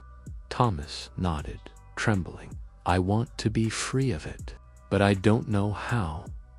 Holmes turned to me. "Watson, the fireplace." I crossed to the hearth, where a cold pile of ash and charred wood lay undisturbed. Holmes retrieved a bottle of lamp oil from the corner, shelf left over from earlier repairs to the estate's lighting, and handed it to Thomas. "Destroying it is more than setting fire to canvas," Holmes said. "It is releasing the last hold it has over you." Thomas hesitated.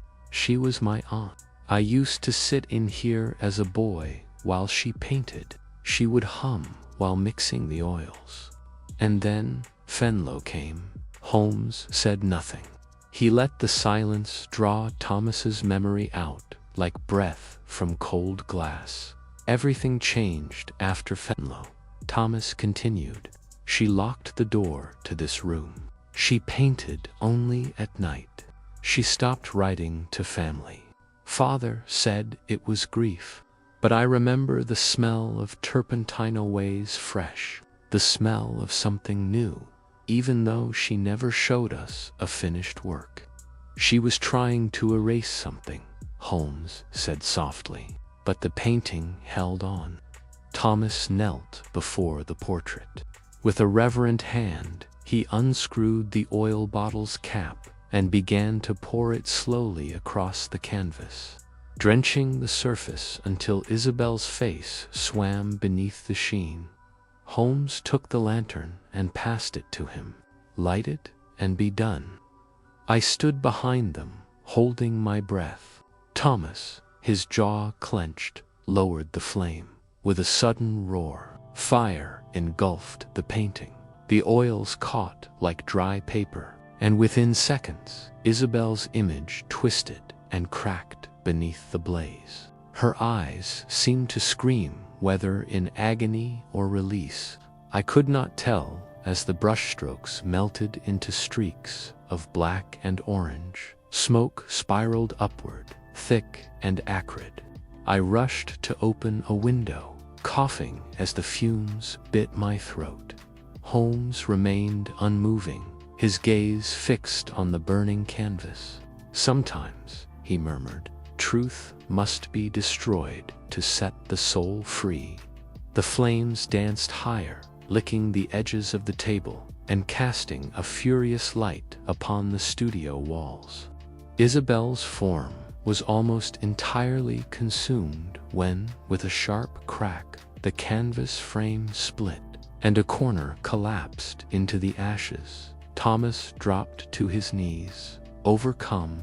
His sobs were swallowed by the roar of fire, and then, as suddenly as it had begun, the flames died. The last ember blinked out with a hiss, leaving nothing but a heap of smoldering charcoal and the twisted metal of the frame. The studio, once burdened by the presence of something unseen, now felt different, lighter, as though a breath long held had finally been exhaled. Holmes placed a hand on Thomas's shoulder. "It's done, I feel." "Empty," Thomas whispered. "That is grief," Holmes said, "but not the kind that enslaves." A soft wind rolled through the open window, carrying with it the faint scent of lavender and turpentine. Isabel's perfume, I remembered suddenly, from the day her trunk had been opened.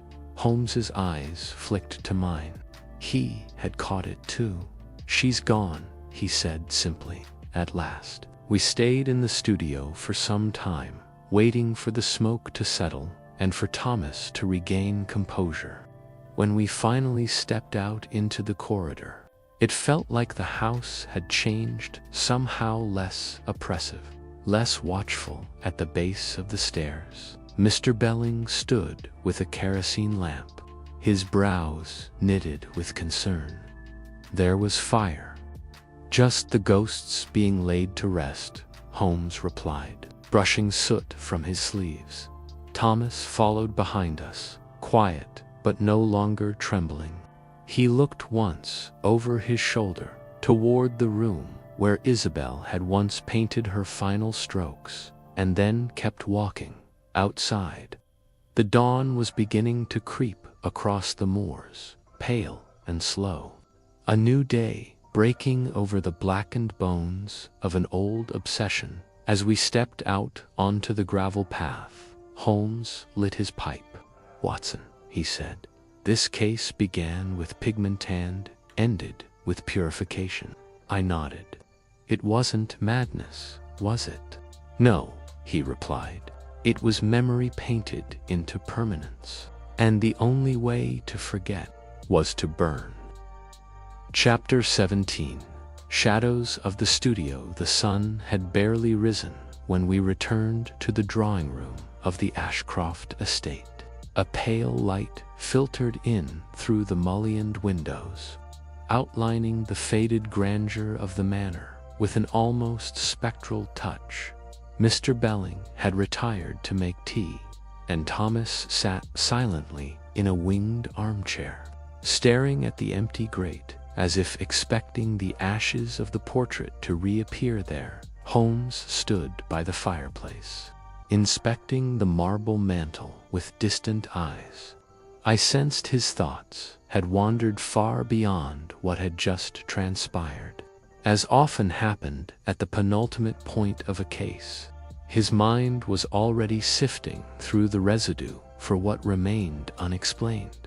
"Holmes," I said cautiously, "you believe the painting's destruction has ended its influence over Thomas? That he's free now?"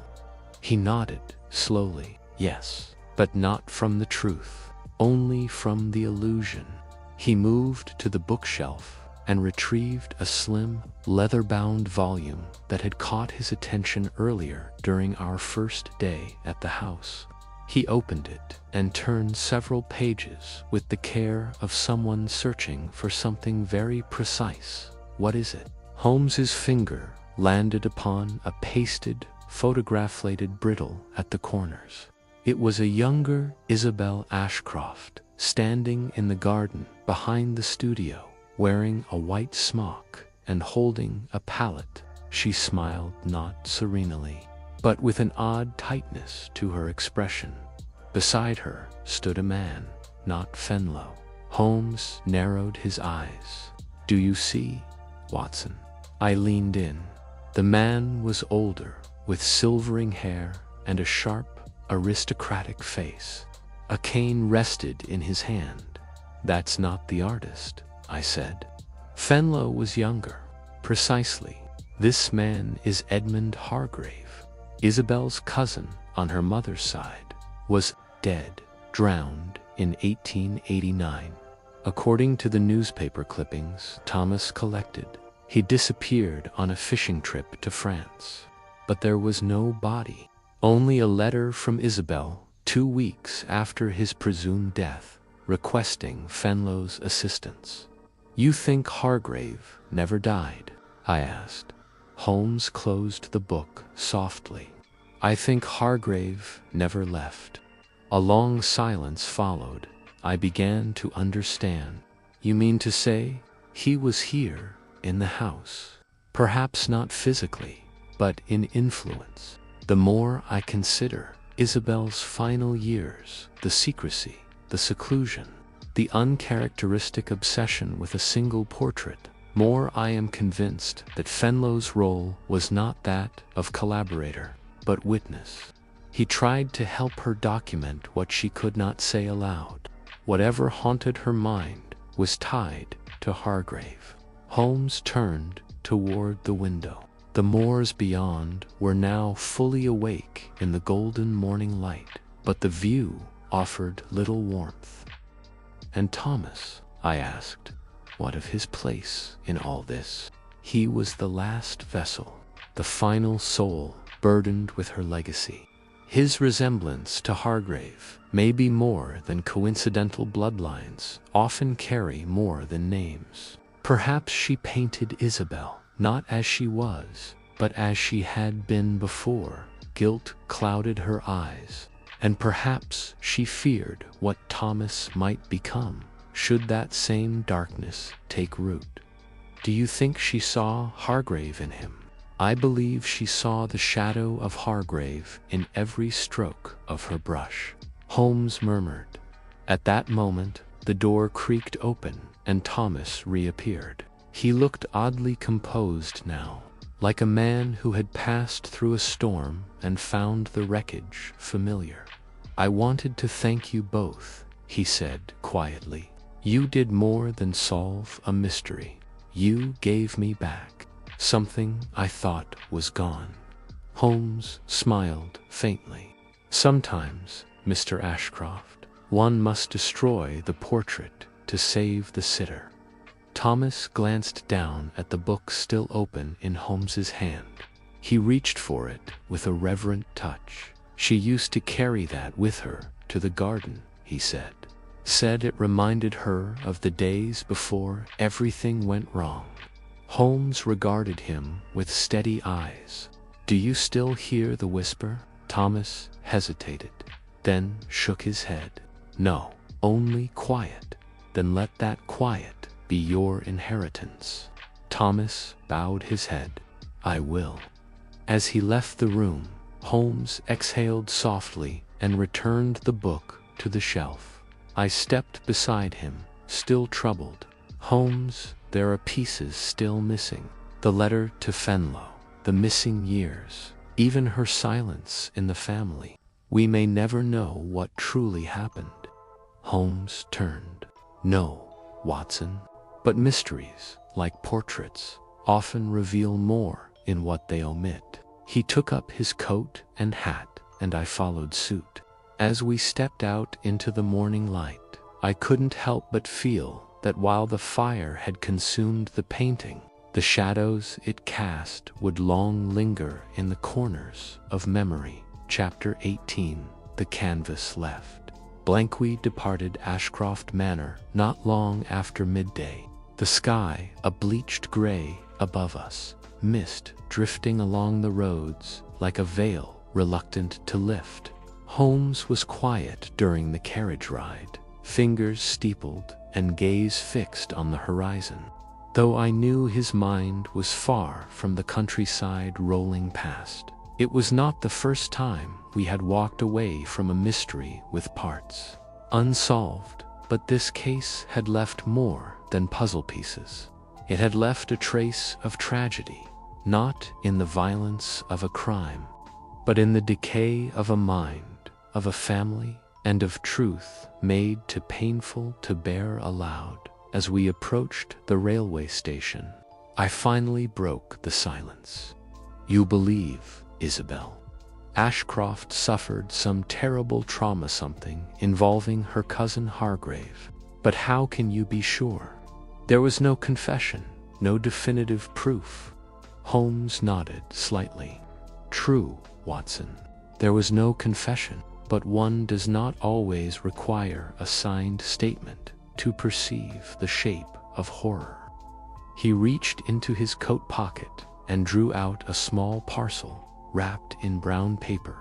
"I hadn't seen him take it from the manor when I returned to the studio this morning," he said. "I found this tucked behind a loose floorboard beneath the easel. I opened it carefully. Inside lay a torn piece of canvas, a corner of what looked like the original painting, the one now burned.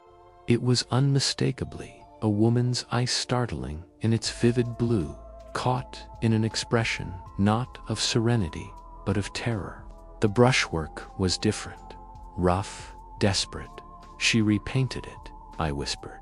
"Yes," Holmes said softly. "I believe Isabel repainted the portrait many times, not to improve it but to suppress it." He looked out the window, voice low and deliberate. "I believe the first version may have shown not just Isabel as she appeared, but what she endured.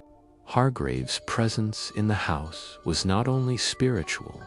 There were signs, entries in her letters to Fenlo, coded but urgent. Words like replication and heritage appeared often, and always in contrast to corruption or erasure. I believe she feared what Hargrave had done and what his bloodline might do again." I looked again at the painting fragment. The eye was wild, the emotion unmistakable. No artist would have rendered that by accident. "But Fenlo," I asked, "why remain silent? Why leave only notes?" Holmes answered with a sigh. "Because he, too, feared what truth might bring. Ruin to Isabel's legacy, perhaps. Or perhaps something deeper. Love, guilt, some combination of both. He painted over her fears, just as she had painted over her own face." The train hissed to a halt as we arrived at the station. Porters bustled along the platform. Holmes folded the parcel again and slipped it back into his coat. "Shall we destroy it?" I asked. He shook his head. "No, Watson. Not everything must be erased to be laid to rest. Some truths, even when silent, can serve as warnings or reminders." We boarded the train, and as the wheels began to turn, I watched the landscape retreat behind us, the manor becoming a distant silhouette beyond the trees. Holmes sat across from me, his eyes closed now, head against the seat. I studied him for a moment. The great detective, so often the agent of logic and light, looked older somehow, as if the secrets of Ashcroft had not merely passed through him, but lingered. "You know, Watson," he said, eyes still closed, "there's a peculiar thing about blank canvases. Oh, they terrify artists. Not because they're empty, but because they hold infinite potential. Every possibility, every mistake." He opened his eyes. "And yet some of the bravest among them begin again." I nodded slowly, understanding. "You think Thomas will be one of them?" "I believe so," Holmes said. "He has, after all, seen what happens when one paints over pain rather than confronting it." We fell into a silence that was not heavy, but contemplative. The train rolled on through a countryside that seemed a little brighter now, though the case still lay with us like lingering charcoal under a fresh sketch, and somewhere behind us, in a quiet manner veiled in mist, a studio stood empty for the first time in decades. The easel was bare. The walls no longer whispered. The canvas was finally blank.